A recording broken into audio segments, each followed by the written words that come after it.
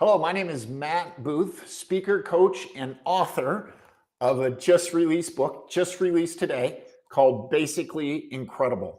I'm from Southwest Wisconsin. I now live in Dubuque, Iowa. And the best advice I've ever gotten was from my grandpa, who was in the greatest generation. He said to me, he said, Matt, don't be a victim. And really what he meant by that is don't just be a victim, because as soon as you start playing that victim role, what you do is you give away the power to everybody else and you lose control to do anything about it. So when I get up in the morning and I don't make my bed and I say, well, I didn't have time because I had an appointment. It's not my fault I didn't make my bed. As soon as you become a victim, and that's real small scale, but as soon as you become a victim, you give away all the power, you stop taking responsibility, and that helps you in no way. So the best advice I ever received was from my grandpa. He said, don't be a victim. That's awesome advice, Matt. When did he tell you that? My grandpa was born in 1924, and he told me this a number of times. And one of my grandpa's favorite sayings was, it was just the right thing to do. So he was born in 1924 in Southwest Wisconsin,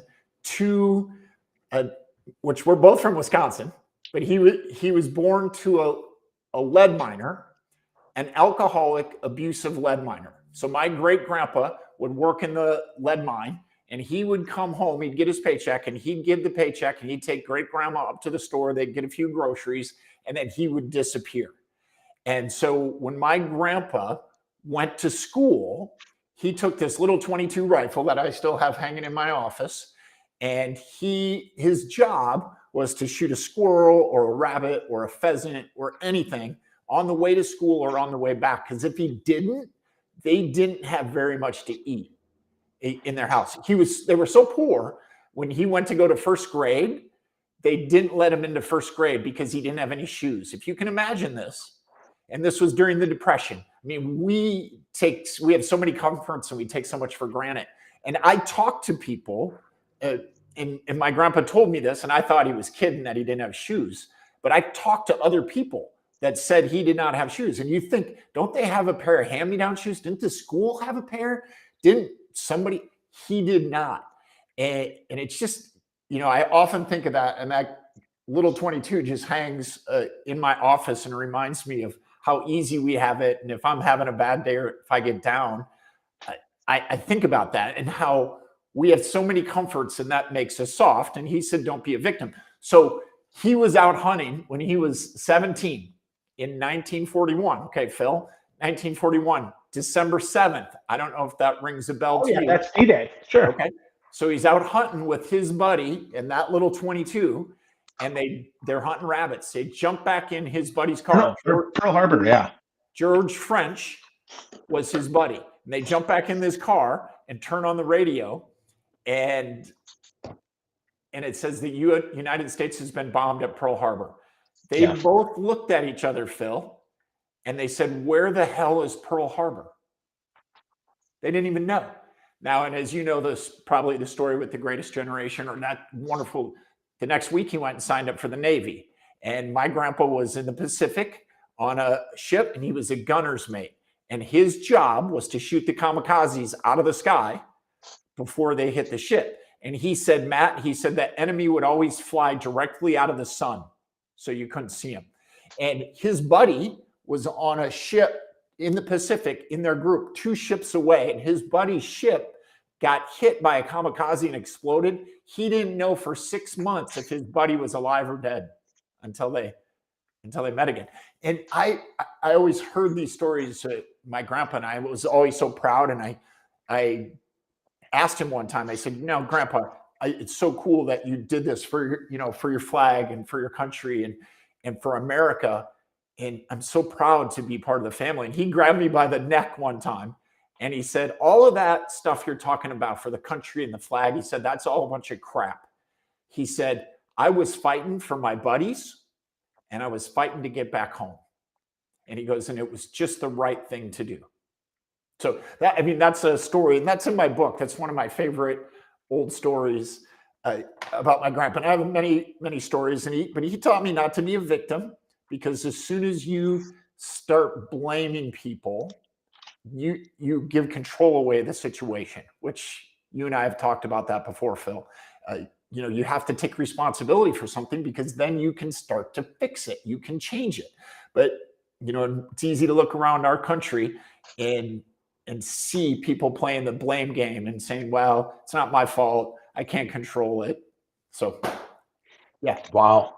Yeah, that's awesome. I love that story with your grandpa. Yeah, I think about that. My grandfather was a pilot in the Army Air Corps in World War II, so he's a little bit older than your grandfather. Right. But yeah, I think about that. Very different time, very different experience than we've had. But still, he learned how to be a gunner's mate probably from shooting F-22, right? I Yeah. mean, it all kind of carries through, right? Yeah. Yeah. And we live in such a crazy world, right? And it's so divisive. And you can pick any hot topic. Like some people say, well, Matt, I don't want you to talk about a gun on my podcast, and it can be so divisive because gun control. Now, as human beings, we can have two separate thoughts in our head at the same time, because I can say, Phil, no one's ever going to get that gun away from me. They're going to have to pry it out of my cold, dead hands, right? And at the same time, I can think, hey, you know what? Should my crazy friend Jeff really have an assault rifle? I can think both those things at the same time, right?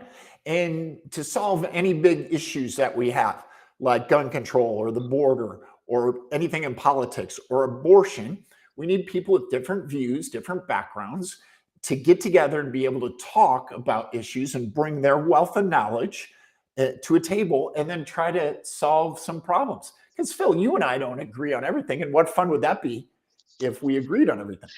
Absolutely. I do agree with that, though. We don't have to agree on everything, and I think that's what makes the world so rich and so interesting, and sadly, in some cases, also super divisive. So with that, Matt, your book is basically incredible. Now let's break that down, because I think a lot of people here are going to hear, okay, well, yeah, basically incredible. All right, what does that mean? So start with incredible first, Matt, because I want to. We'll get back to the basic, but let's start with incredible. What does incredible mean to Matt Booth? Yeah, incredible is just living a successful, happy life, being in balance. And it's different for everyone. And I think probably most people listening to us are grown adults, right? I hope so. Yeah. Maybe there's some kids, but we should start to know by now what a good morning looks like to us. Like you and I have talked about this a lot. What does exercise and health look like to you? Doesn't mean we have to do CrossFit maybe or run a marathon. And maybe for some people it does. But this is the incredible piece. It should, in balance. We always love to talk about balance, Well, I'm not going to tell you how to be in balance, Phil, because that's you, right? And you shouldn't say, oh, Matt, look at Matt, he's not in balance. Well, of course I wasn't in balance the past couple months because we're getting ready for a book launch. But our family, we understood this. So that's that incredible piece that you have to live a life that you want to. It goes back to not being a victim, right? We have more control than we think. And that, to me, that would be that incredible piece. So. Cool. I love that. I love that. The fact that we have control of our incredibility, if you will, is super powerful and allows us a lot more agency than we realize we have. So let's back that up, right? The basic piece. And you said I read in the book, you said your kids say you're basic, Matt. What the heck does that mean, Yeah. dude? So we're in this crazy coaching, speaking industry, right? And we know so many people that they jump on stage or they get out of the limo and it's like they're Superman and they get up on stage and they have these great stories. They have these great stories, or we know somebody who's won a gold medal or climbed Mount Everest and they got their arm caught and they cut off their arm, or people who survived cancer or won NBA time. And these are all great people. We know them and their stories are great. But sometimes listening to their stories, it's not very relatable. You think, boy, wow, that's really cool that he got up every morning at 4 and ran 30 miles. But how do I do that? And we were having a brainstorming, like marketing session with my family and with some friends and some business people. And my wife and kids, like they kept coming back to this, that dad is just like this basic guy next door. My wife was like, yeah, he's just an average guy. And I'll tell you, Phil, no one wants to hear that from their wife or their spouse, that you're just an average guy. But what they meant is that I'm relatable. I would be like your brother or a guy next door. And Matt just does normal things. He's the same person on stage as he is off stage. And when I started looking at the reviews and when people started, giving me feedback from programs, they said, you're just like someone that I already know. And I feel if you can do these basic, almost boring things, so could I. And if I could just take one of these basics and apply it, that could lead to something incredible. Yeah, there we go. So boring basic things. So wow. And your wife is still married to you after she said that to She you, is. Matt. That's I'm incredible. surprised she ever got married to me to begin with. And Yeah, it's she so does too, weird. Matt. I mean, Like, she's called me a couple times. yeah, Yeah, I some know. mornings I wake up and I hear the kids getting ready or I hear them fussing or something. I'm like, I wake up and I'm like, I have kids? Wow. And then like I reach over and I'm like, somebody got together with me and we had kids and she's still here. I'm like, wow. That is basically incredible, Okay. Matt. I will have to tell you. Yeah, So please. yeah. Yeah.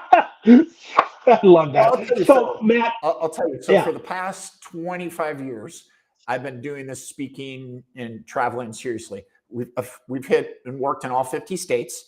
I've been in 5 continents speaking. In May, I'm going to Australia to do a couple programs. So that will be 6 continents, 6 out of the 7. And I don't know if you or any of your listeners know of anyone in Antarctica who's looking for a speaker. But if you do, That's the one. Yeah, that's the one most of our friends are missing, I know right? if you do, we'll give you a heck of a deal.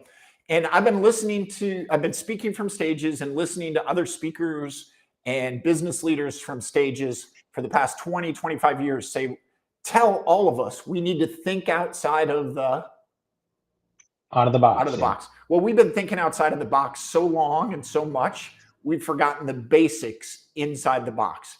And it's those basics inside the box, when done consistently, that lead to incredible relationships, incredible careers, incredible life. That's where it came from. And we're in this TikTok viral, 21-day fix Amazon Prime world. You probably have Amazon up on a tab right now.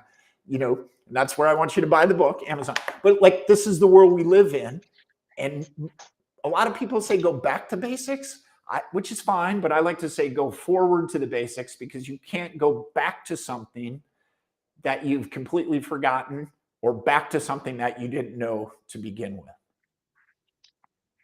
I like that. Yeah. I'd buy that for $1. So with that, Matt, let's talk about some of those Sure. basics in your life. One of the things that you and I connect on the most is the fact that we both have studied kind of some of the masters, right? When we didn't just study them on YouTube, which is wonderful, right? But we studied them on cassette tape. Correct. So talk to me about that, Matt. Talk to me, because one of my early memories is listening to Seth Godin and Zig Ziglar. Your car is your university. So talk to me about those early days of Matt Booth. Yeah. So when I was a little kid, my dad was in insurance and real estate. He would go to these conferences and he'd bring home a big book of tapes, and some of them would have handouts and some of them not. And he'd put those tapes in on that old cassette recorder. This was when I was real little, 5 or 6, I can remember this. And he'd push play and we'd all be like, oh, do we have to listen to this again? And he'd say, just for 5 minutes or 10 minutes. And it would be Zig Ziglar and Dale Carnegie and Jolly, and everything you can, Harvey, McKay, and just like all these old tapes, and I can see him. And he had them all in this box. And he drug those around, and I have them and drug them around. But they'd all talk about the same principles, right? Because they're true. And we like to say, well, they're cliches. Yes, and they've been around forever. But why? Because they're true and they work. And you know that just as well. So a lot of what you see the successful business people do or speakers, they're taking a principle, a really old principle, and they're repackaging it or updating it and making cool stories, relevant stories, and metaphors that we use now. So it's just been repeated over and over again. And those wonderful stories that get ingrained in our heads. And that's my message. Sounds pretty basic, doesn't it? Yeah, that's super basic, but super, super powerful. Matt, give me one of the old chestnuts here that sticks in your head, like when you're struggling. I know you've got a ton of your own, but you don't have to share the story, but like share a little bit of it that kind of sticks in for you when you were a young kid. That when I was a young kid. Well, I always Yeah. loved listening to Zig Ziglar because Zig Ziglar, of course, is great and he has lots of stories. And one that I always remember him telling was that we live in such a negative world. Uh, it just seems like everything is negative. And I know like people don't read the newspaper anymore or watch the news, but we're all carrying one of these things with us in our pockets. And we've set these up so that they vibrate and ring and yell at us when there's been the latest school shooting or bad weather, right? Or Amber Alert. Did you ever get an Amber Alert? Like, all the time, geez, sadly. and what do you do when you get an Amber Alert? What are we supposed to do? Yeah. Like we got an Amber Alert a couple months ago, and Joey and I like stood up and the phones are going off, and we're up in bed. And I look at my phone, and it's two kids were taken from Missouri in a white van. So the first thing we do is go check on our kids, and then you're wide awake, and then we check all the doors, and they're locked, and you check the windows, and they're locked. Like I don't know what to do next. Am I supposed to go to the end of my driveway in Iowa and wait for a white van with Missouri plates? Like this is the world that we live in, right? And one of those stories that Zig Ziglar always told is he said, there's so much negativity and it's like a boomerang effect. And he said, and how do we normally greet people? We usually say, hi, how are you? And he said, it's so negative that when you say, hi, how are you? There's a couple of things wrong with that. First of all, most people, when they ask you that, they don't really care anyhow. They're just saying that. And second thing, when you say, hi, how are you to someone, you most of the time get negative stuff back. See if you can finish these, Phil. Same stuff. Yeah, different day. Well, how do you think I am? It's Monday, right? So Phil, what Zig Ziglar said, instead of saying, how are you? Ask people to tell you something good. Now, I got that little nugget from Zig Ziglar. Now, Zig Ziglar didn't make it up. Tell me something good. He got it from somebody else, from somebody older than him. And they didn't make it up either. It's that thing. You ever hear of that thing called the golden rule? Well, Sure. it's like treat others the way you want to be treated. So that's just a little nugget you can pick up. So I started talking to people about that. When I go see someone, instead of saying, hi, how are you? I'd say, hey, tell me something good. And then they'd tell you something good. If they didn't freeze, a lot of people don't know what to say. But it just has that little boomerang effect and has little ripples. And it's those small, basic changes, in how you communicate and how you and your attitude that can lead to incredible ripples and big effects. Now, I have a great story about that, and I even made up stickers that say, tell me something good. So if I come speak to a group and there's a couple hundred people in there, I'll try to give most people a sticker and have them tell me something good. Changes the dynamics of the meeting just because the energy. Now, a lot of people listening probably hold meetings or have meetings daily or weekly. Just try it sometime. Just go around the room and there's 10 people in the room before the meeting. Just have everyone take 30 seconds and tell you something good. It doesn't have to be, hey, I launched a book today. It could be, hey, the weather's great, or we're going to have a baby next month, or whatever it is. I challenge your group that's listening just to try that, and you'll see how it changes the meeting.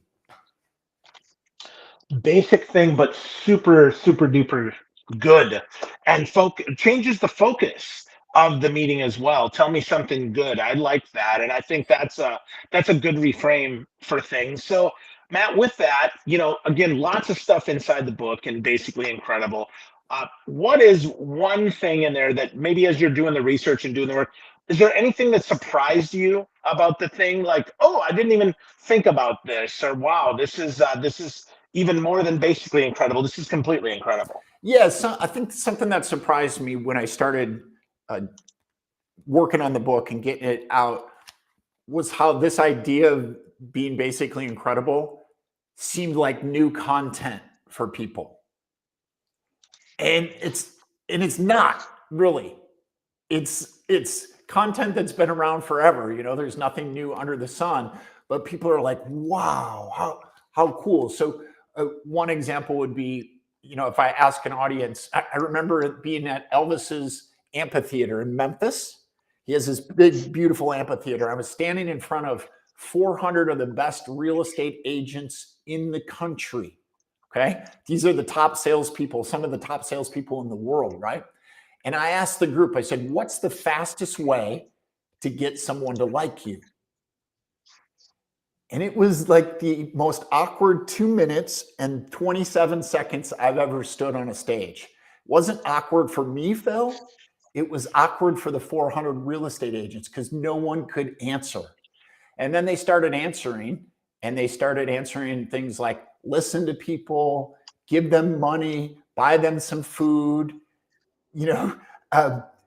really pay attention to what they're saying. Well, do you want to take a stab at this, Phil? What's the fastest way to get somebody to like you? Like them first? Close. So this is what surprises me about the basics again. And when we say go back to basics, we can't go back to stuff that we forgot or we never knew to begin with. By far, Phil, the fastest way to get someone to like you is to smile. By far.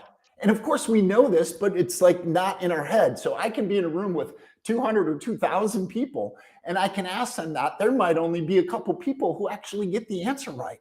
By far, the fastest way to get people to like you is to smile. You do it all the time. You probably don't even think about it anymore, and it's not top of mind.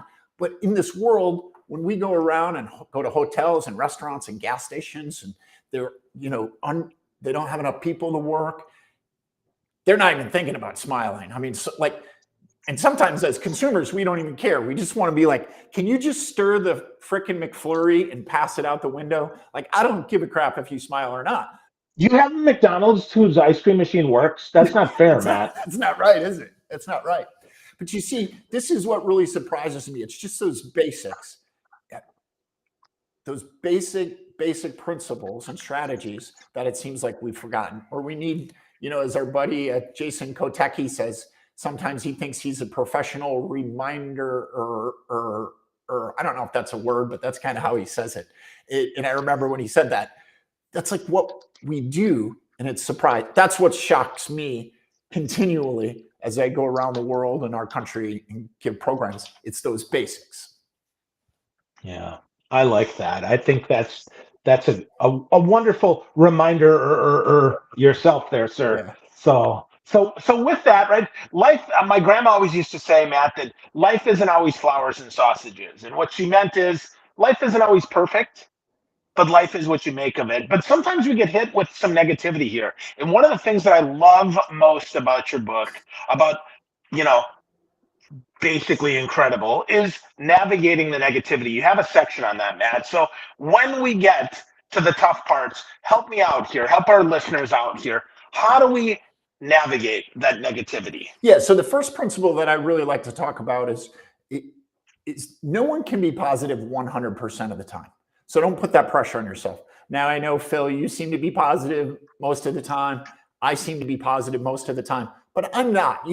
No one can be. And I know you have downtime, Phil. You just don't want everyone to see it, is what you want. So don't put that pressure on yourself to be positive all the time. Now, we know people who are fake positive, right? And yeah, it's bad. And I almost like to call it's like that Viagra positive, like, Hi, I'm very happy today, Matt. It's good to see you. yes. Hi, Phil. If I was any better, I'd be twins. Yeah. Hi, Phil. I'm great. If I was any better, vitamins would be taking me. You're like the Chuck Norris of positivity there, Matt. Yeah. So, like, You can't be positive all the time. And then what I want you to do, you have to be aware of your attitude and the attitude of those around you. In general, most people aren't that aware. We put a lot of lip service to attitude. We put it on t-shirts and we put it in break rooms and we put it in our email signature. But just in general, like we don't put a value or we don't consider attitude as an asset. So we don't think, hey, what's my wife's attitude today? Or what are the kids' attitudes? Or what's my attitude today? I think we should do that, on a regular basis. Here's a quick exercise for people. So Phil, I want you to think of the most positive, think of a really positive person that you know. So, and the listeners, think of a positive person that you know. Okay, you've got that. Okay, you have the picture of their face and you know their name, and they're a positive person. How do you feel when you think about them? Positive. You feel good? You feel positive? How do you feel when they call you on the phone and you see their icon? I'm going to answer. I'm going to answer. Boom. How do you feel if they walk into a room? Amazing. Can't wait to see Yeah, him. and if you have to do a project with somebody or jump in the car for 3 hours with this positive person, makes you feel good, right? Yeah, game on. Yeah. Now, think of a negative person. Think of someone you know that's really negative. And if you have to close your eyes a little bit, that's fine. Think of someone you know that's extremely. Am I supposed to mention them by name, Matt, or should I keep that to myself? Okay, just checking. If Okay, it's going to good. get you in trouble, don't say their names. So you have that negative person. Now, when you think about them, how do you feel? Yeah, not as happy. Not as happy. How about when they call you? What do you do? Do you? Well, I find a way to send it to airplane mode, right? So it doesn't look like I hung up on him. What if this negative person comes in the room? Yeah, I'll probably find a way out, right? Yeah, and if you have to do a project or jump in a car with this person, you can feel the difference, can't you? Okay, now think about yourself, an audience, think about yourself. When other people think of you, how do you make them feel? I hope pretty darn good.